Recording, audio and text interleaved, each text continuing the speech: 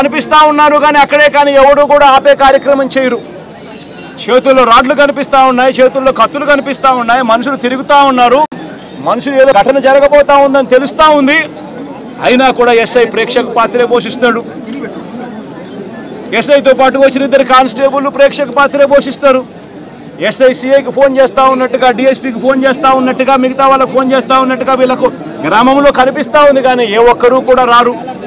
పోలీసులు అదనపు బలగాలు రావు. సాక్షాత్తు పోలీసుల సమక్షంలో ఇదే సీతారాంపురం అనే ఇదే గ్రామం జిల్లా కేంద్రమైన నంద్యాలకు కేవలం 15 కిలోమీటర్ల దూరంలో ఉంది. కేవలం 10 కిలోమీటర్ల దూరంలోనే ఉంది. 15 కూడా కాదు, 10 కిలోమీటర్ల దూరంలోనే ఉంది. 10 కిలోమీటర్ల దూరంలో జిల్లా హెడ్ క్వార్టర్స్. ఆ జిల్లా హెడ్ క్వార్టర్స్లో ఎస్పీ ఉంటాడు. ఆ జిల్లా హెడ్ క్వార్టర్స్లో ఎస్పీ ఉంటాడు. ఆ జిల్లా హెడ్ క్వార్టర్స్లో ఎస్పీ ఉంటాడు. ఇక్కడ నుంచి కేవలం 10 నిమిషాల దూరంలోనే డిఎస్పీ ఆఫీసు. ఇక్కడ నుంచి డిఎస్పీ ఆఫీసు కేవలం 10 నిమిషాల దూరం. ఎస్పీ ఉండేది కేవలం 10 కిలోమీటర్ల దూరంలో ఎస్పీ ఉన్నాడు నంద్యాల హెడ్ క్వార్టర్స్లో. ఇటువంటి పరిస్థితుల్లో ఈ గ్రామానికి కన్నా పోలీసులు కన్నా పంపించి ఉండింటే, ప్రొటెక్షన్ పంపించి ఉండింటే ఈ గ్రామంలో ఘటన జరిగి ఉండేది కాదు. సాక్షాత్తు ఎస్ఐ చూస్తూ ఉన్నాడు, సాక్షాత్తు కానిస్టేబుల్ చూస్తూ ఉన్నారు. వీళ్ళందరూ చూస్తూ ఉండగానే అదనపు బలగాలు ఏ ఒక్కరూ కూడా ఇక్కడికి రాకుండా 12:20 ఏకంగా స్వైర విహారం చేస్తూ ఏకంగా ఇక్కడే ఇదే స్పాట్లోనే ఈ గ్రామానికి సంబంధించిన అన్యాయమైన నాయకుడు, ఇక్కడ సంబంధించిన ఎమ్మెల్యేకి సంబంధించిన ప్రోద్బలం, ఇక్కడికి సంబంధించిన చంద్రబాబు నాయుడు గారు లోకేష్ గారు వాళ్ళిద్దరి అండదండలు, వీళ్ళందరి అండదండలతో పోలీసులు ఎవరూ కూడా పంపించకుండా, పోలీసులు ఎవరూ కూడా ఇక్కడికి రాకుండా సాక్షాత్తు ఎస్ఐ సమక్షంలో, సాక్షాత్తు 2 కానిస్టేబుల్ సమక్షంలో స్వైర విహారం చేస్తూ ఏకంగా నరకడం జరిగారు. సుబ్బరాయుడిని హతమార్చారు, మిగతా 2 కొట్టారు, మిగతా 2 కుటుంబాలలో కొట్టారు. చివరికి సుబ్బరాయుడు భార్య పెద్దమ్మను నరికారు. ఇవన్నీ ఇక్కడే జరిగాయి, ఇదే గ్రామంలో జరిగాయి. కానీ ఎస్ఐ కానీ కానిస్టేబుల్ కానీ ఎవరు కూడా ఆపగలిగే పరిస్థితి కూడా లేదు. ఆపగలిగిన పరిస్థితి దేవుడెరుగు. అడిషనల్ ఫోర్స్ రాకపోవడం కదా దేవుడెరుగు. చివరికి వీళ్ళు హత్య చేసిన తర్వాత 12:59 ఆ ఫోన్ చేసిన 9:30కు ఫోన్ చేసిన ఎస్ఐ వచ్చినాడు. ఎస్ఐ ఊరికి వస్తే ఎస్ఐ నారపరెడ్డిని నువ్వు పోలీస్ స్టేషన్కి వెళ్ళిపో అని చెప్పి ఎస్ఐ చెప్తే నారపరెడ్డి పోలీస్ స్టేషన్లో ఉండి 12:59 అంటే 1 గంటకు జరిగిన ఘటన తెలుసుకొని పోలీస్ స్టేషన్ నుంచి నారపరెడ్డి ఎస్పీకి ఫోన్ చేస్తాడు. ఎత్తే పరిస్థితి ఉండదు. మనుషులు అక్కడే ఉన్నారు, చంపినారు, వాళ్ళని కనీసం పట్టుకోండి, జరిగింది ఇన్సిడెంటు నాకు తెలుస్తూ ఉంది, నేను ఫోన్ చేస్తూ ఉన్నాను, మా ఇంటి దగ్గర సీసీ కెమెరాలు ఉన్నాయి, సీసీ కెమెరాల దగ్గర నుంచి వచ్చిన ఫుటేజ్ నా ఫోన్లో కూడా లోడ్ అవుతూ ఉంది, మీకు కూడా పంపిస్తూ ఉన్నాను, కావాలంటే చూసుకోండి, చెయ్యండి. ఎస్ఐలు అక్కడే ఉన్నారు, ఎస్ఐ సమక్షంలోనే ఇవన్నీ జరుగుతూ ఉంది అని అంటే అప్పటికి కూడా పట్టుకునేదానికి కూడా కనీసం అదనపు ఫోర్స్ రాదు. చివరికి చంపినోళ్ళు ఊరు దర్జాగా విడిచిపెట్టి వెళ్ళే పరిస్థితి. చంపేసి ఎస్ఐ సమక్షంలో, కానిస్టేబుల్ సమక్షంలో, 2 కానిస్టేబుల్ సమక్షంలో చంపేసి ఊరు కూడా విడిచిపెట్టి వెళ్ళిపోతా ఉన్నారు. చంపేసిన వాళ్ళని కనీసం పట్టుకునే నాతుడు లేడు. పోలీసులు పట్టుకునేదానికి కూడా కనీసం పోలీసులు రాలా. ఇన్సిడెంట్ జరిగిన తర్వాత 12:59కి ఫోన్ చేశాడు నారపరెడ్డి ఎస్పీకి.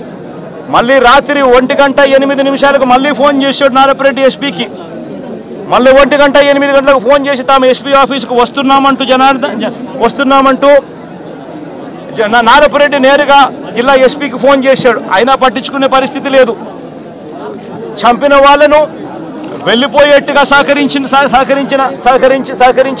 సహకరించిన పోలీసులు ఆ తర్వాత మళ్ళీ 3:18 మళ్ళీ ఎస్పీకి మళ్ళీ నారపరెడ్డి ఫోన్ చేశాడు.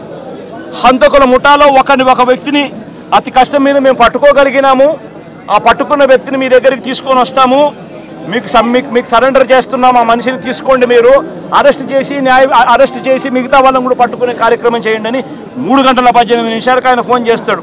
మీ దగ్గరకు ఆఫీస్కి వచ్చినాము, ఆఫీస్ బయటనే మేము ఉన్నాము, దయచేసి మీరు రండి అని చెప్పి ఎస్పీకి చెప్తాడు. చివరికి ఎస్పీ రాత్రి 3:20 నారపరెడ్డికి ఫోన్ చేసి మీరు పట్టుకున్న రమణ అనే వ్యక్తిని నంద్యాల 3 టౌన్ పోలీస్ స్టేషన్లో అప్పగించాలని చెప్తాడు ఎస్పీ. తర్వాత కొందరు పోలీసులు వచ్చి రమణను ఎస్పీ ఆఫీసులోకి తీసుకుపోయారు. ఇంత దారుణంగా జరుగుతూ ఉంది. నేను అడుగుతా ఉన్నట్టు కొన్ని సూట్ ప్రశ్నలు నేను అడుగుతా ఉన్నా. నేను ఒకటే అడుగుతా ఉన్నా, ఈ గ్రామంలో ఈ ఘటన జరుగుతూ ఉంది అని చెప్పి మీకు ఫోన్లు వచ్చినాయి. ఫోన్లు వచ్చిన తర్వాత ఎస్ఐ వచ్చినాడు, కానిస్టేబుల్ సమక్షంలో జరుగుతూ ఉన్న విషయాలు చూశాడు. చూసిన తర్వాత కూడా ఎందుకు అడిషనల్ ఫోర్సు ఈ గ్రామానికి రాలేదు? నా మొట్టమొదటి ప్రశ్న, ఎందుకు రాలేదు? తర్వాత ఎస్ఐ సమక్షంలోనే ఏకంగా మారణకాండ చేస్తూ మనుషులను చంపేసే స్థాయిలోకి చంపేసిన తర్వాత కత్తులతో ఇలా నరికి ఇంకా పలువురిని గాయపరిచిన తర్వాత కూడా ఎందుకు వాళ్ళందరూ కూడా ఈ కార్యక్రమం చేసి మళ్ళీ గ్రామం వెళ్ళిపోయేదాకా వాళ్ళని ఎవరు ఎందుకు పట్టుకునే కార్యక్రమం చేసేదానికోసం కూడా ఎందుకు పోలీసులు రాలేదు? నేను అడుగుతా ఉన్నా ఈ ప్రశ్నలన్నిటికీ. ఎవరు ప్రోద్బలం ఉంది? ఎవరు ఈ పోలీసులను ఆడిస్తూ ఉన్నారు? ఏకంగా ఎస్పీ, ఏకంగా సిఐ, ఏకంగా డిఎస్పీలు ఏ ఒక్కరూ కూడా అడిషనల్ ఫోర్సును పంపించుకోకుండా పగడ్బందీ ప్లాన్ ప్రకారం మనుషులను చంపేసిన వాళ్ళు ఊర్లు కూడా విడిచిపెట్టి వెళ్ళిపోయే పరిస్థితి క్రియేట్ చేసి అప్పటికి కూడా ఫోర్స్ రాకోకుండా కూడా వీళ్ళు ఆపగలిగినారు అని అంటే ఏ స్థాయిలో కుట్ర జరుగుతూ ఉంది అన్నది, ఏ స్థాయిలో రాజకీయ నాయకులు, పోలీసులు, ఏ స్థాయిలో వీళ్ళందరూ కూడా కూడబలుక్కొని భయానక వాతావరణం క్రియేట్ చేస్తూ ఉన్నారు అని చెప్పడానికి ఇది ఒక నిదర్శనం కాదా అని అడుగుతా ఉన్నా. నిజంగా లా అండ్ ఆర్డర్ ఉందా అని అడుగుతా ఉన్నా. ఈ రాష్ట్రంలో ఈ ఒక ఘటనే కాదు, ఈ రాష్ట్రంలో జరుగుతూ ఉన్న ప్రతి ఘటన ఇదే మాదిరిగా ఉంది. మనం వినుకొండకు నేను వెళ్ళా, నడి రోడ్డు మీద రఫీ అనే పిల్లోడిని నడి రోడ్డు మీద నరికారు. రఫీ అనే పిల్లోడిని నరికారు. ఇలాంటి ఘటనలన్నీ కూడా రాష్ట్రంలో చాలా జరిగాయి. దాదాపుగా 30కి పైగా ఇదే శ్రీశైలం కాన్స్టిట్యున్సీలో ఇంకొక రైల్వే స్టేషన్, ఈయన పేరు సుబ్బరాయుడే, దాసు. వాళ్ళ పిల్లలు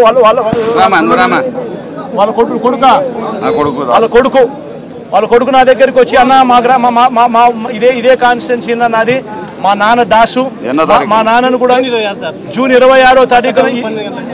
26వ తారీఖున పట్టపగులు 12 గంటలకు ఇదే మాదిరిగానే చంపారని చెప్పి దాసున ఇదే కాన్స్టిట్యున్సీ ఏ మాదిరిగా ఫోటోలు చూపిస్తా ఉన్నాడు. ఎస్ఐ కూడా చెప్పాడు. ఇక్కడ ఆశ్చర్యం ఏమిటంటే ఇన్సిడెంట్ జరగనిస్తారు, చంపేస్తారు, భయానక వాతావరణం క్రియేట్ చేస్తారు. ఆ తర్వాత తప్పనిసరి పరిస్థితిలో కేసు పెట్టాల్సిన పరిస్థితి వచ్చినప్పుడు ఆ కేసును ఆ చిన్న ముద్దాయిల దగ్గర, చిన్న మనుషుల దగ్గరనే ఆ కేసు ఆపేస్తూ ఉన్నారు.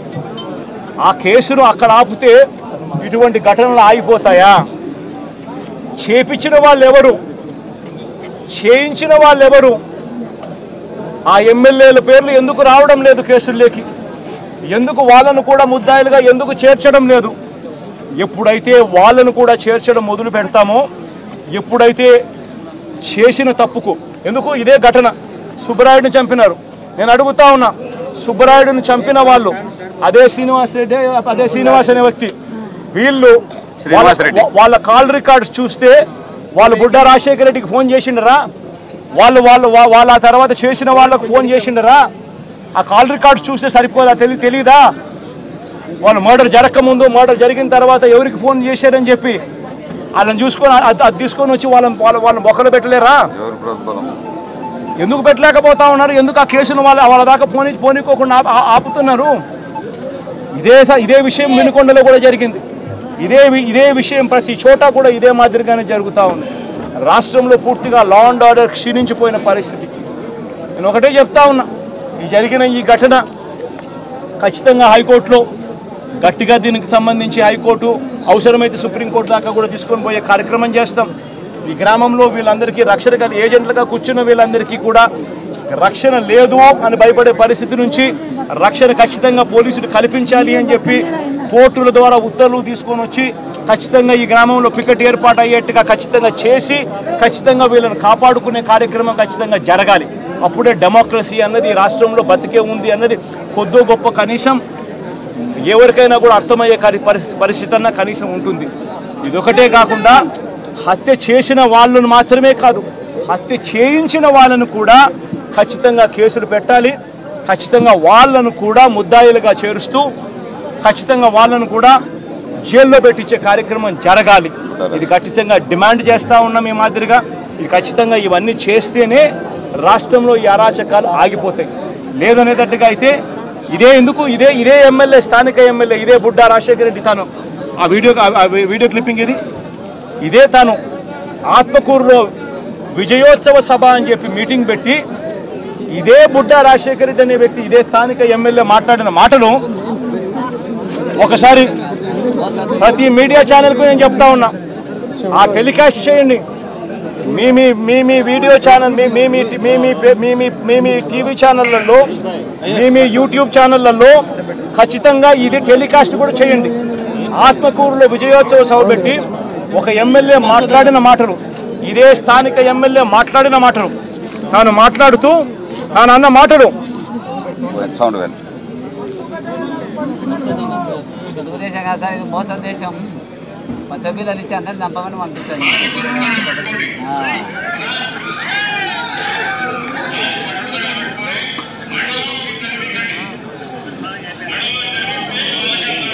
పట్టుటల ఫ్యాక్టరీ పెడతాడంట, దాన్ని ఎవరన్నా కొట్టండి చంపండి నేను ఉండా పబ్లిక్ మీటింగ్లో పైకి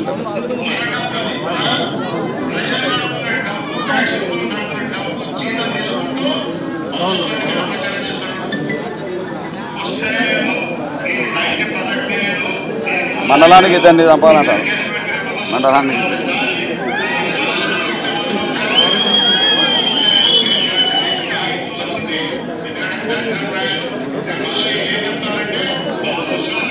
నేను అడుగుతా ఉన్నా, ఇది సోషల్ మీడియాలో ఉంది, ఇది వైరల్ అవుతా ఉంది. ఎందుకు ఆ మనిషి మాట్లాడిన మాటలేంటి? మండలానికి మీరు ఇద్దరిని చంపండి, నేను ఉంటాను, నేను పోలీసుని నేను చూసుకుంటానంటున్నాడు. మీరు దాడులు చేయండి, మీరు దాడులు చేయండి, మీరు చంపండి, పోలీసులు నేను చూసుకుంటాను, కేసులు నేను చూసుకుంటాను అని చెప్తా ఉన్నాడు. విజయోత్సవ సభ పెట్టి మండలానికి ఇద్దరినన్నా కానీ కనీసము చంపండి అని చెప్తా ఉన్నాడు. నేను అడుగుతా ఉన్నా, ఇంత దారుణంగా స్థానిక ఎమ్మెల్యేలు మీటింగులు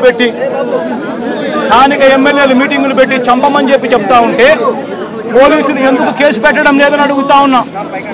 లా అండ్ ఆర్డర్ బతకాలి అని అంటే, ఇది ఆగిపోవాలి, రాష్ట్ర వ్యాప్తంగా కూడా ఆగిపోవాలి అని అంటే చంపిన వాళ్ళని మాత్రమే ఇరికించడం, చంపిన వాళ్ళని మాత్రమే కాదు కేసులో పెట్టడం, ఆ చంపిన వాళ్లకు ప్రొటెక్షన్ ఇచ్చే వాళ్ళను కూడా ఎప్పుడైతే స్టేషన్లలో పెట్టడం మొదలు పెడతామో అప్పుడే ఈ రాష్ట్రంలో లా అండ్ ఆర్డర్ నిలబడుతుంది. నేను ప్రతి ఒక్కరికి కూడా విజ్ఞప్తి చేస్తా ఉన్నా, ఈ రాష్ట్రంలో పూర్తిగా లా అండ్ ఆర్డర్ చేతులు దాటిపోయే పరిస్థితి రాకమునిపే మేలుకోండి అని చెప్తా ఉన్నా. ఎడ్యుకేట్ చేయాల్సిన అవసరం ఉంది, అవేర్నెస్ క్రియేట్ చేయాల్సిన అవసరం ఉంది, దీనిని ఆపాల్సిన అవసరం ఉంది అన్నది ప్రతి ఒక్కరూ కూడా గుర్తించమని కోరుతా ఉన్నా. ఖచ్చితంగా జరుగుతూ ఉన్న ఈ అన్యాయాన్ని అందరం కలిసికట్టుగా పోరాటం చేద్దాము అని చెప్పి అడుగుతా ఉన్నా. ప్రతి మీడియా ఛానల్కు నేను కోరుతా ఉన్నా, ఇవన్నీ ప్లే చేయండి. కేవలం వాళ్ళని మాత్రం చంపిన వాళ్ళని మాత్రమే ఆపాకండి, చంపించిన వాళ్ళను కూడా తీసుకొని రావాలి. ఈ చంపించిన వాళ్లకు సపోర్ట్ చేస్తూ ఉన్న ఈ నారా లోకేష్ అనే వ్యక్తి, ఈ చంద్రబాబు నాయుడు అనే వ్యక్తిని కూడా ముద్దాయిలుగా చేరిస్తే తప్ప నుంచి ఈ రాష్ట్రంలో లా అండ్ ఆర్డర్ బతకదు అని కూడా ఈ సందర్భంగా తెలియజేస్తా ఉన్నా.